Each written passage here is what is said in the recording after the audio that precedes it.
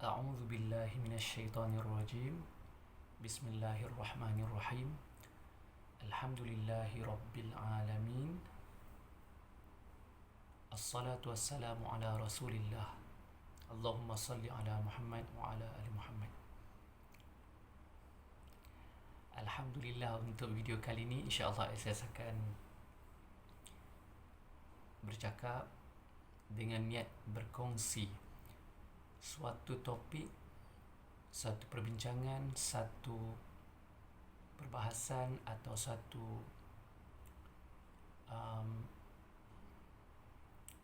isu yang sebenarnya antara perkara pokok dalam agama kita, yang mana tajuknya ialah tajuk yang selalu sering dari dulu sampai sekarang seolah-olah tak berkesudahan, sehingga kan ramai orang jadi keliru dan tak pasti. Sebahagiannya berpecah belah, bertengkar, bermusuh-musuhan dan menuduh-nuduh antara satu sama lain, sehingga ada yang mengkafirkan sesama Muslim. Apa dia tajuk dia? Tajuk dia Allah bersemayam di atas arash. Kan?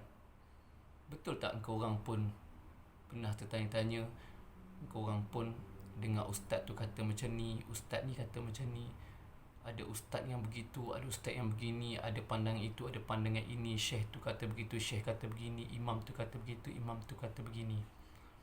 Sampai kita pun kadang-kadang, yang mana satu yang betul ni yang mana satu yang kata sesat, yang kata bid'ah, ada yang kata salah, yang mana satu yang benar sebenarnya. Sebab inilah zaman yang Nabi sebutkan tu zaman fitnah, yang mana kebenaran dan kebaikan tu orang tak dapat nak pastikan dah. Bukan orang awam saja, orang yang wara', yang soleh, yang alim, bahkan ulama mufti sendiri pun kadang-kadang tak faham, tak jelas, dan dia orang pun jadi confused, keliru. Aku pun tak tahulah sebenarnya mana yang betul kan. Jadi begitu.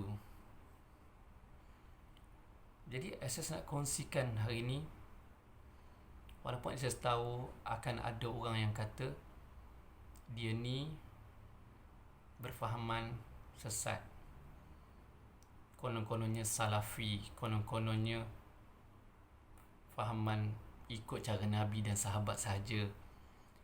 Dia ni tak bermazhab ke, dia ni sebenarnya confirm Wahabi, Wasabi, Salafi dan sebagainya. Saya tak peduli pun siapa yang tuduh orang, kata pada orang, labelkan orang. Baik buruk, betul salah tu akan balik pada diri dia sendiri.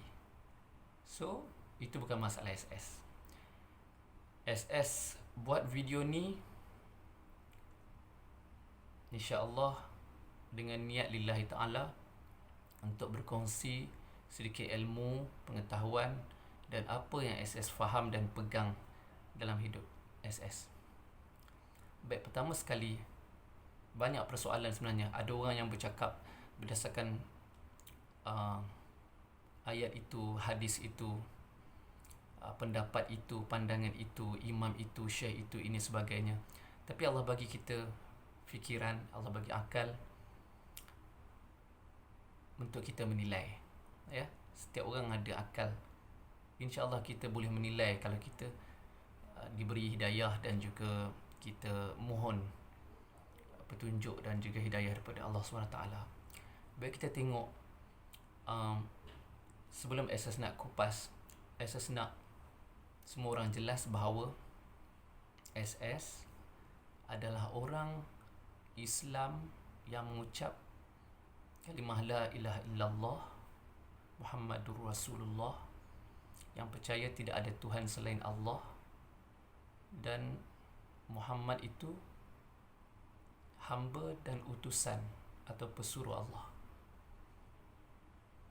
Asas orang yang bersolat, yang mendirikan solat 5 waktu, dan asas percaya bahawa Allah itu bersemayam di atas arash,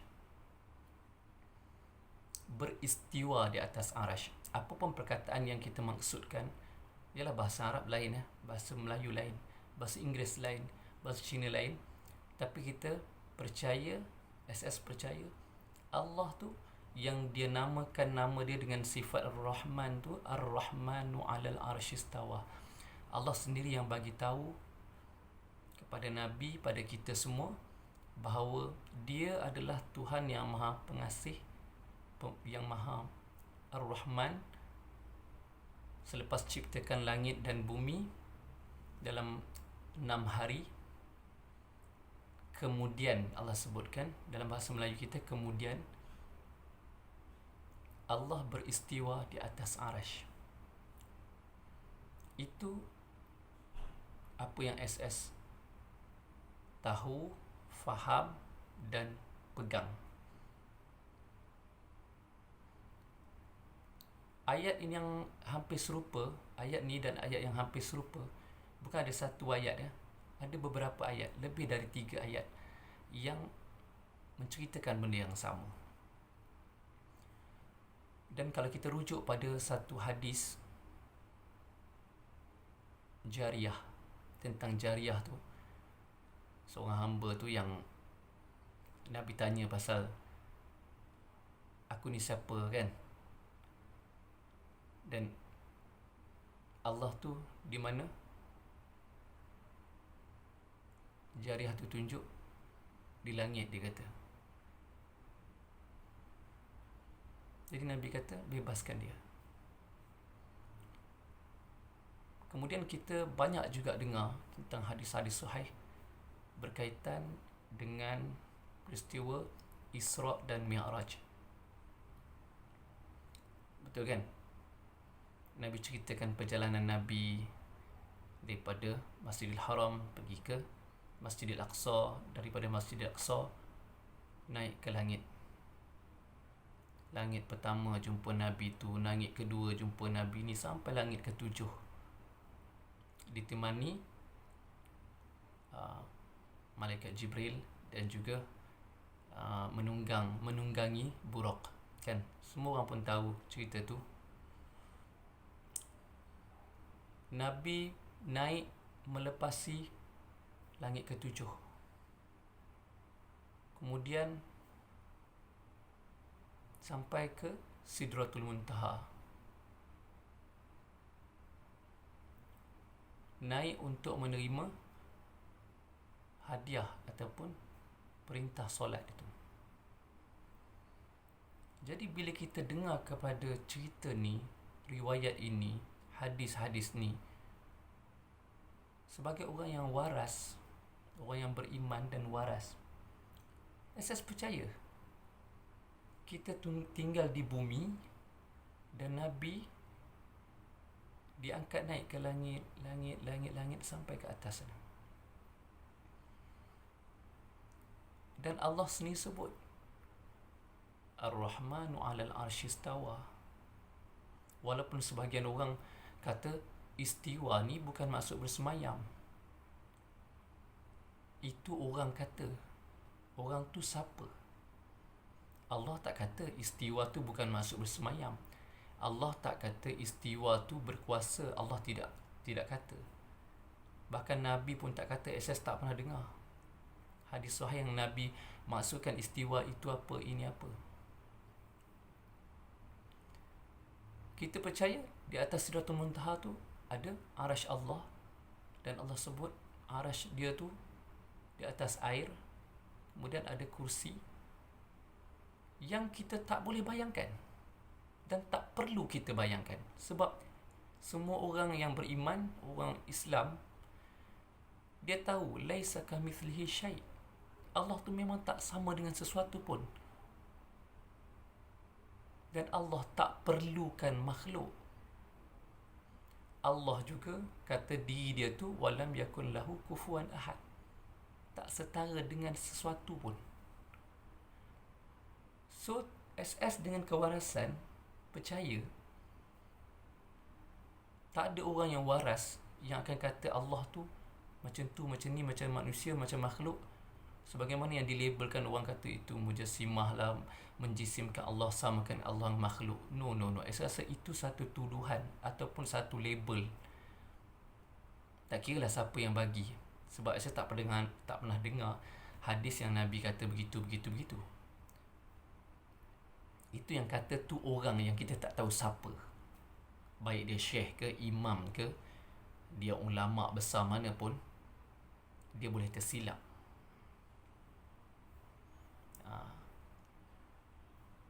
Jadi bila Allah kata Ar-Rahmanu 'alal 'arsy istawa, asas beriman Allah beristiwa di atas arasy. Macam mana, di mana, besar mana, asas tak persoalkan. Jadi timbullah orang kata, kalau kau kata Allah tu di atas arasy, mana Allah perlukan arasy? Allah tu tak perlukan arasy, dia tak perlukan makhluk.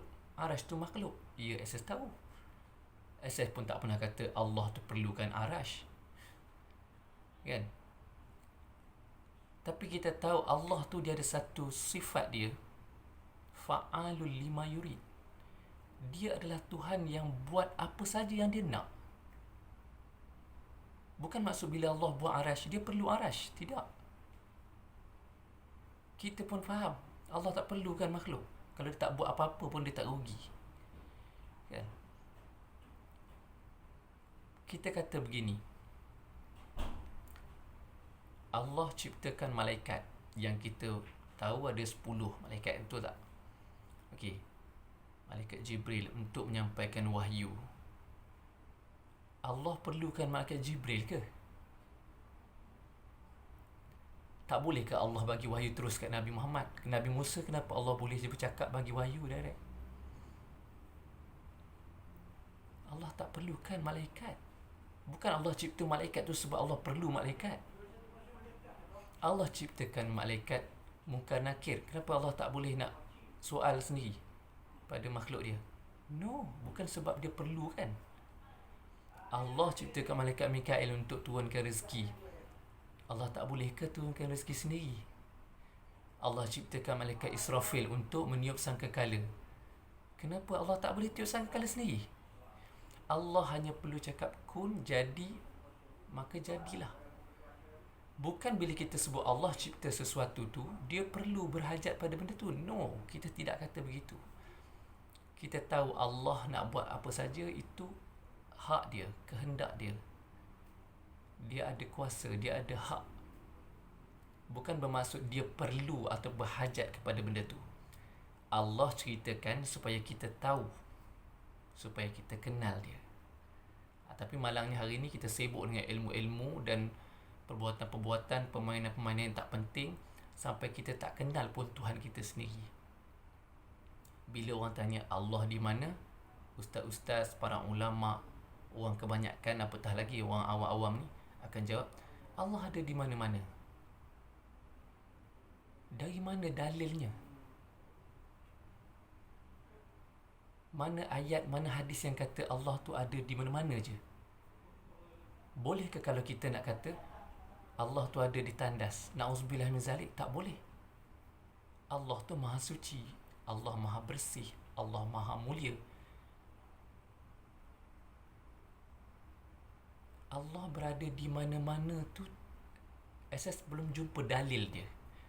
Orang kata kau belajar tak habis, memanglah kau tak berguru, kau ni mereka-reka, kau terjemah Quran sendiri dan sebagainya. Kalau ada, datangkan dalil dia. Yang Allah tu di mana-mana. Kalau Allah ada di mana? Allah ada di langit, Allah ada di bumi, Allah ada di timur, Allah ada di barat. Berapa banyak Allah? Itu kepercayaan keliru. Kita tahu Allah tu Ahad, Esa, Tunggal.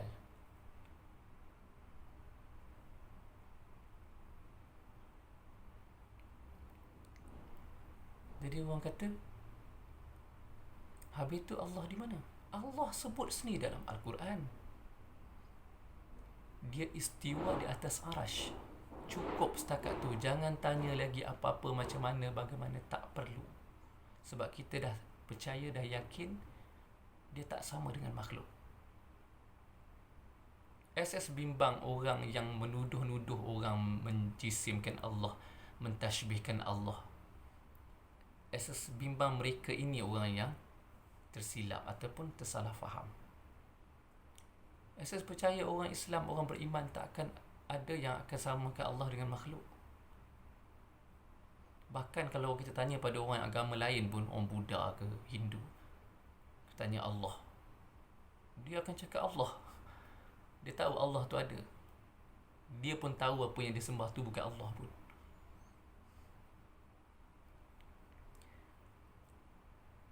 Tapi tak boleh, Suhaimi, kamu kata Allah tu di arash tu macam menempatkan Allah, menjisim Allah. Tidak. Na'udzubillah min zalik.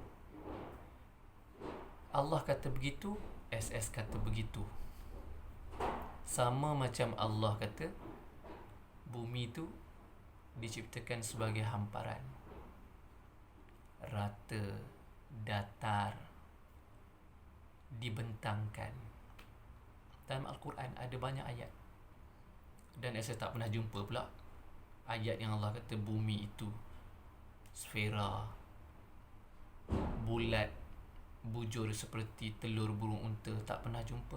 Melainkan tafsiran-tafsiran yang dibuat oleh entah siapa-siapa yang menafsirkan dia sebagai telur burung unta. Nabi tak pernah kata pun. Kalau ada satu hadis saya pernah jumpa, Nabi kata ketika Nabi Mi'raj ke langit sana, Nabi tengok bumi itu macam sebentuk cincin yang berada di tengah-tengah padang pasir. Tak ada cakap bola pun, cincin dengan bola lain. Jadi orang kata, kalau engkau kata Allah tu bersemayam, macam Allah tu duduk lah, macam dia macam orang. Tidak, tak kata gitu. Kita pun tahu Allah bukan orang, bukan haiwan, dia bukan tumbuh-tumbuhan, bukan malaikat, dia bukan jin, dia bukan apa-apa. Dia adalah Tuhan yang ada zat, ada nama, ada sifat dan af'al dia. Tapi kita tidak pernah bayangkan dan tidak pernah serupakan Allah dengan sesuatu pun. Kalau Allah kata, Nabi sebut dalam sebuah hadis sahih, Allah itu ada tangan kanan. SS percaya Allah ada tangan kanan. Tapi SS tak kata macam ni, macam tangan kanan, macam tangan SS ni. Dan kita yakin memang ada ayat-ayat yang samar, ayat-ayat yang mutasyabihat, tetapi bukan semua. Kalau Allah kata Allah turun ke langit dunia pada 1/3 malam, SS beriman Allah turun ke langit dunia. Orang kata habis tu kalau Allah turun sama macam makhluk lah, naik lift, turun tangga, turun lift. Itu kau yang kata. Aku tak kata Allah turun macam turun tangga, turun lift. Allah Tuhan, kita tak tahu dia macam mana. Dia kata turun, kita kata turun. Kalau kau samakan turun tu dengan kau kata Allah tu turun, maknanya kau samakan Allah dengan makhluk. Tidak. Kenapa saya cakap gitu? Bila Allah kata dia tu maha mendengar, maha melihat, kenapa kita boleh beriman? Tak ada pun orang tanya, Allah tu ada telinga ke, dengar dengan apa? Ataupun Allah melihat dengan mata, mata Allah macam mana? No, tak ada orang pun bertanya. Tapi bila Allah kata dia turun ke langit dunia, kita kata, tak boleh kata Allah turun. Tu dah samakan macam makhluk turun, naik, macam pelik kan? Bab mendengar, melihat ni kau boleh terima, kau tak tanya pun dengan apa, dengar dengan apa, melihat. Tapi bila kata turun, kau sibuk nak bayangkan Allah tu macam orang turun. No. Itu kesalahfahaman atau kekeliruan. So SS percaya bahawa Allah yang Maha Rahman itu beristiwa di arash, di atas arash, sebab Allah sendiri sebut itu.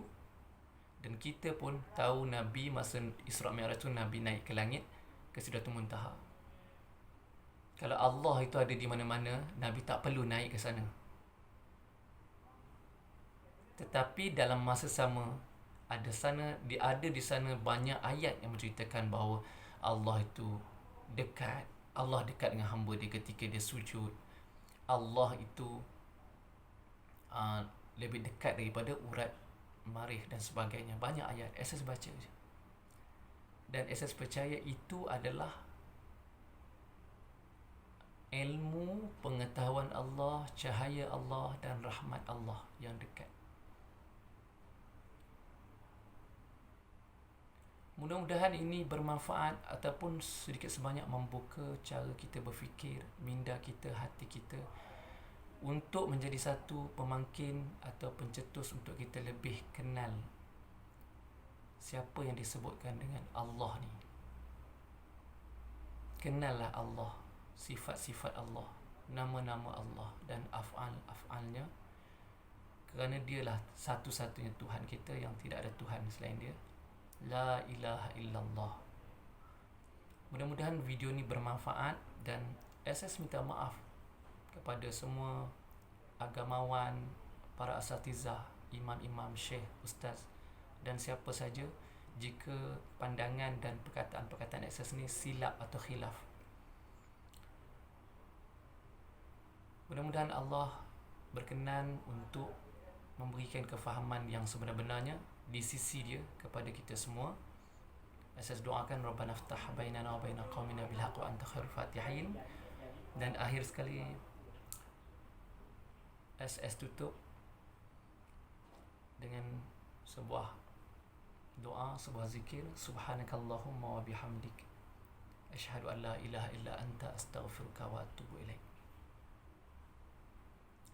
Assalamualaikum warahmatullahi wabarakatuh.